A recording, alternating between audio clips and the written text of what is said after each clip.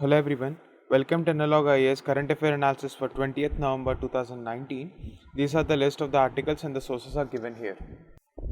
The first article for the day is taken from the Hindu and it is titled Turning the Policy Focus on Child Undernutrition. Now, before starting this article, let us try to understand the concept of hunger itself. Whenever we say we are hungry, we usually refer to a condition where we feel that our body lacks sufficient calories and hence we have to eat. However, when we are talking in the terms of policy, hunger is not just the distress we feel when there is lack of sufficient calories, but it goes beyond this insufficient calories, and there are certain terms like undernutrition. You have to understand the difference of undernutrition with malnourishment, what is child wasting, what is child stunting, and what are the global studies on this aspect. In this context, you have to understand what role does Food and Agricultural Organization, and in the context of this article where we are talking about child nutrition or undernutrition, Food and Agricultural Organization defines food deprivation or undernourishment as the consumption of too few calories to provide the minimum dietary requirement or energy that each individual requires.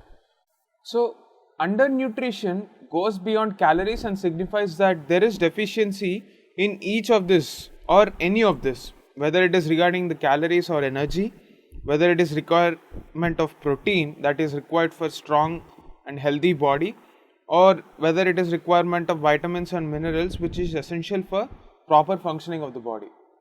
Now, how is it different from the malnourishment problem? How is undernourishment different from malnourishment? Malnourishment generally refers to both undernutrition as well as overnutrition. Now, what is this overnutrition? How can you call an obese kid as a malnourished kid? This is because overnutrition also causes problems. Problems caused by unbalanced diet, such as consuming too many calories in relation to requirements, and this coupled with low intake of micronutrient rich foods will also cause health problems. That is malnourishment.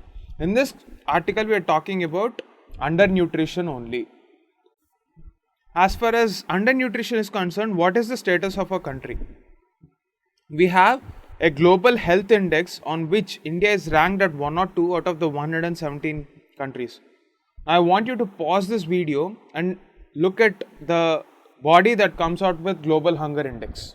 That is important from preliminary perspective. Now, as far as policy stance is concerned, what are the different components that constitute global hunger index? It is undernourishment, under 5 mortality rate, wasting and stunting. Wasting generally refers to low body weight for particular height, and stunting refers to low height for a particular age. Now, these forms the basis for understanding this article. These basics are pretty important. A comparative analysis of the National Family Health Survey round 3 and round 4, which generally happen with a gap of 1 decade, shows that India has been doing reasonably well on reducing its stunting, but it is not doing that well when it comes to wasting. In this context, the recent survey brought out by the Ministry of Health and Family Welfare assumes importance. What is the survey? It is called the Comprehensive National Nutrition Survey, CNNS. In yesterday's article, when we were talking about the importance of maternal education, we spoke about how empowering a woman can have a positive effect on the entire family and in turn on the society and nation as well. Now, this assertion can be proved through this survey because they found an interesting statistic. This survey has for the first time pointed the importance of educated mothers, because it showed a case where there was a whopping 27 percentage points decline in stunting among children, where mothers have received an education of 12 years or more schooling. The survey also pointed out that poor people are more vulnerable to the problem of undernourishment and the solution is to have more money. However, it is practically impossible to transform a poor household into a rich one in a span of few months or years, but it is definitely possible to invest on increasing the educational outcomes and attainment of women significantly in a span of few months. Now, when I mean education, I'm not talking about specific degrees or specific certificates to say that a person is educated, but it is about the larger role of awareness and wisdom. The survey has also broken the myth that there is a difference between Muslim and Hindu communities as far as child mortality and stunting is concerned because of the lack of hygiene practices on the part of women. Access to safe drinking water and open defecation definitely helps the goals of stunting and wasting, but they alone are not sufficient, and this survey points to the need of educating women for better outcomes. The author also points out that there should be an independent evaluation of the survey because it has shown some deviation from the trends in certain states. States like Arunachal Pradesh, Uttarakhand, Gujarat, Punjab, which have been traditionally low performing states on the issue of stunting, have performed exceptionally well in the last 30 months when they couldn't do that in the past 10 years. If this is the trend, the author argues that all the states must have performed equally well because they already had a head start, but that was not the case. That is this article about. Now, in this context, try to understand the larger question of investing on maternal health care and education and how it can deal with better outcomes on the child undernourishment front. Answer this question.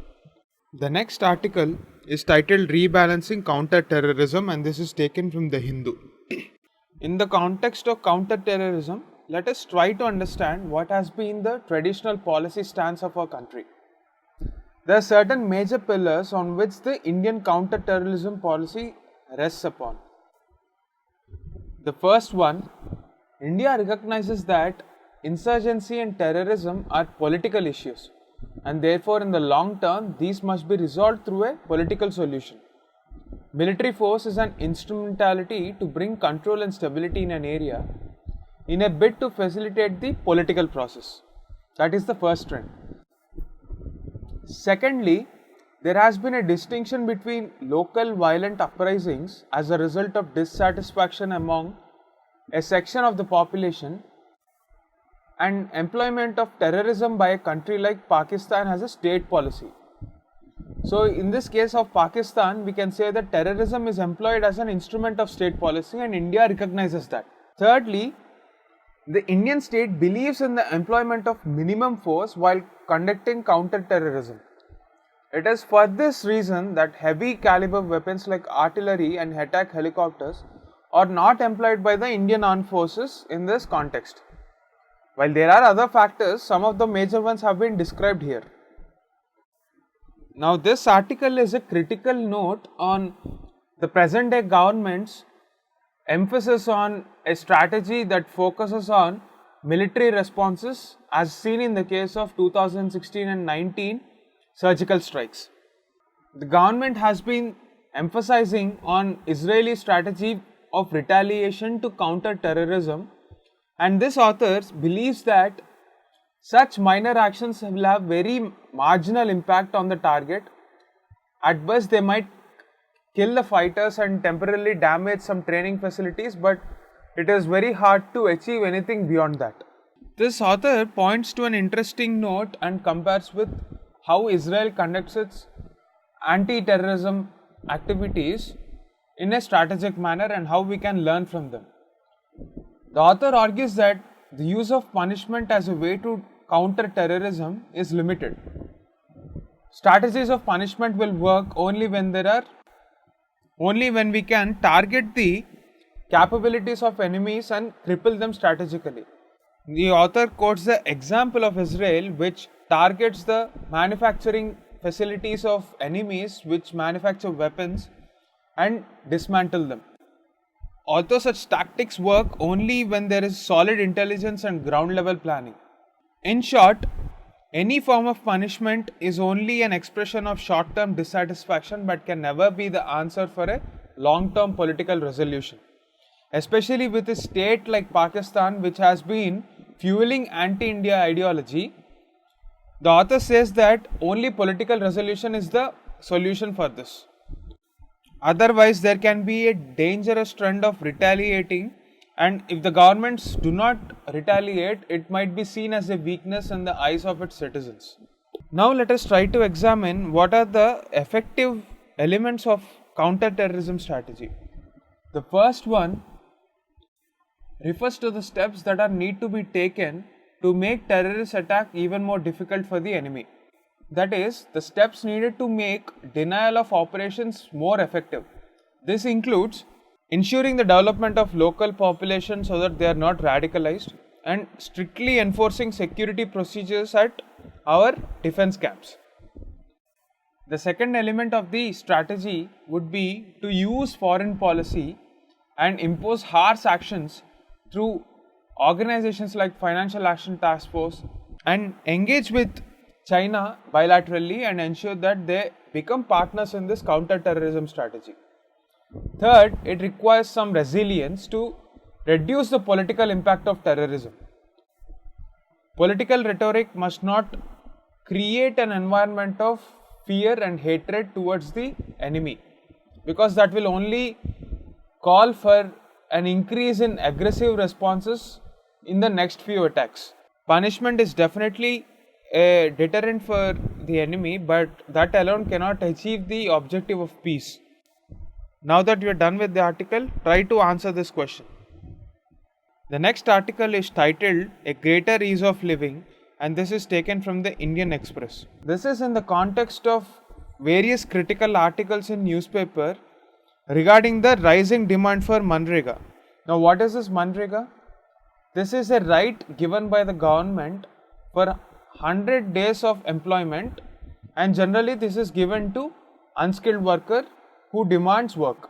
This is an entitlement because it is a right given by the parliament.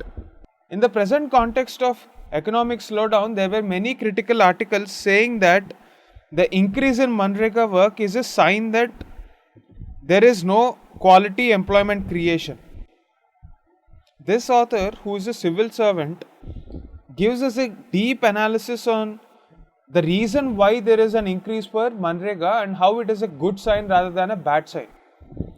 Now try to understand with a common sense point of view, why would a person from a rural area migrate to an urban area and live in dilapidated conditions where there is no proper livable conditions in slums if he gets a proper employment and quality of life in his own hometown? This article questions the very notion that urban migration is the only indicator for good quality of life. Rather, urban life is characterized by a lot of problems as seen in yesterday's article regarding urbanization. Now let us try to look at the reasons why people are not migrating from rural areas and are preferring Manrega works. The author starts with agreeing that inflation rates have been very low, and inflation especially on the agricultural products were even lower during the last 5 years. However, the National Food Security Act, which forms a formidable amount of our budget allocation, that is up to 1.76 lakh crores, meant that the food is available pretty cheaply for the rural population now. Even if it is 100% subsidy for wheat, a family of 5 gets a monthly subsidy of nearly 600 rupees. That is a significant amount. So this partly explains why there is reduction in the growth of rural wages. Secondly, the government is coming up with various welfare programs that reduces the cost of living for rural population. Schemes like LPG connections, rural toilets, electricity connections, Saubhagya scheme, life insurance, accident, all these have a positive impact on the financial burden aspect of the rural population. There are certain pro-poor policies like Swachh Bharat Mission which requires households to pay a component of their scheme. In this context, if you take the example of Swachh Bharat mission where toilets are constructed, the households would automatically have to pay a component of the toilet construction cost, even though a majority of it is subsidized, and this partly explains why there is less amount of money for spending on goods for consumption. Another reason which explains the increase in Manrega works is the increased allocation of budgets for rural development ministry, and activities like farm ponds, dug wells, animal sheds, vermicomposting have been seeing a significant increase. Even the 14th Finance Commission has ensured that there is a significant increase in the extra budgetary resources which have been mobilized especially for the Pradhan Mantri Awas Yojana program. Also recently the government has decided to increase Manrega wages by aligning it with the CPI-AL index. This is yet another reason for increase in mobility towards Manrega jobs. And the next one is due to the large availability of loans under National Rural Livelihood Mission, where even the non-performing assets have come down to 2.2% last year from 7% in 2013, ensured that self-help groups get more money to borrow, and they also make sure that they return the money on time, and hence banks have been lending more and more money to these self-help groups, or rather the microfinance institutions are also playing an important part in this. Next, there is also growth of infrastructure due to the increased rural road connectivity through Pradhan Mantri Gram Sadak Yojana, and this has made living in small villages a possibility. Now, all these reasons show that people do not migrate to urban areas for very low paid jobs, because survival itself becomes very tough in those areas. Contrast that with improved rural connectivity and infrastructure. Why would a person want to migrate to urban areas and live in those uninhabitable conditions? That is the reason why there is an increase in Manrega work, and this is a positive sign. So for all these reasons, there is a need for relooking at the way we see Manrega. That is the important takeaway from this article. Now try to answer this question. The last article for the day is taken from the Live Mint, and this is regarding the Data Protection Authority in the context of Data Protection Bill that is set to become a law if the present winter parliament session passes it. Unlike many other Indian laws, the peculiarity of this Data Protection Bill is that it just sets a list of principles rather than coming out with formidable rules and frameworks that deal with the contours of privacy in the country. The bill moots the creation of a data protection authority and does not spell out a clear roadmap for governance or any of the details that forms the basis for this particular authority to frame the rules. The article says that this present data protection authority must assume 3 roles.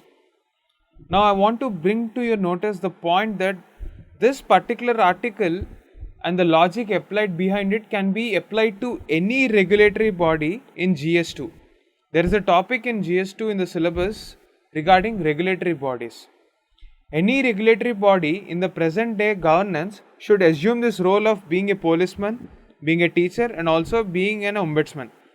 The author is trying to apply the same logic to even Data Protection Authority. Now let us try to use this logic and understand what forms the basis of a proper regulatory body which is focused on its outcomes rather than its just mere presence.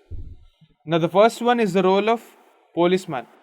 Generally, the role of policeman is understood in common parlance as the one who enforces proper laws and ensures that there are penal provisions in the case of deterrence from the law, and ensures that any illegal activities are curbed. That is the first role that a regulatory body should assume.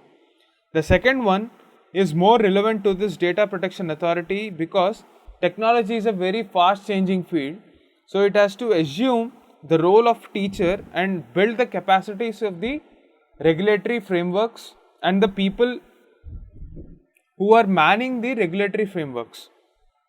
And the third one is regarding its role as an ombudsman for grievance redressal in the event of any inactivity on the part of the official who is responsible for clearing these obstacles in the governance process. So this data protection authority must also assume this role and ensure that the ultimate objective of data privacy and integrity is upheld. That is what this article is trying to say. Now, this also brings us to the point of another area of our syllabus, role of civil services in our democracy. Most of the Indian regulators tend to comprise bureaucrats and retired judges. However, we need a technocrat guiding our data protection authority's framework and ensure that smart tech savvy people are able to do the job properly. If the country's data regulator is to make a real difference, we will need to find members who go beyond the traditional pool of candidates, and this calls for lateral entry into civil services. That is the gist of this article. Now, in this context, try to answer this question. India needs a privacy regulator who needs to handle multi-sectoral challenges. Can the present institution of civil services face this challenge? Examine. That's it for the day. Thank you.